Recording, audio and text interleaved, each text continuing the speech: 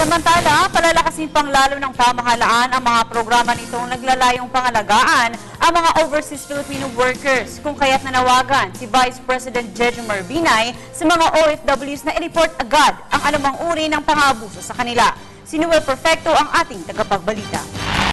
Tigil ang pamahalaan Aquino para mabigyan solusyon na napabalitang pang-aabuso ng ilang opisyalis ng labor sa mga bansa ng Amman, Jordan at Kuwait.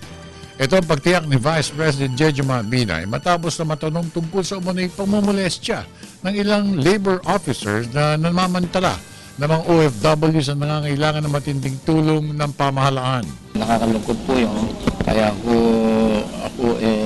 sumulat ngayon sa mga organisasyon ng OFWs na kung maaari magtulungan kami. No, ha?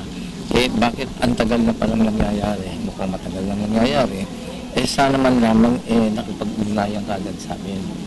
Pinayuhan rin ng pangalawang Pangulo mga naapektuang OFWs na sana ay agad na nila ipaalam sa mga kinaukulan ang mga pang-aabusong nagawa sa kanila ng mga turang opisyalis ng labor.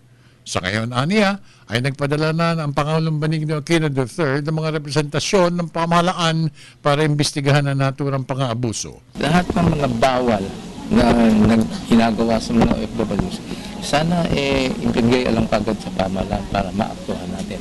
Ang mga inireklamo mga opisyalis ng labor ay sina Mario Antonio, Assistant Labor Attaché sa Amman, Jordan, at si Blas Marquez Office sa Kuwait.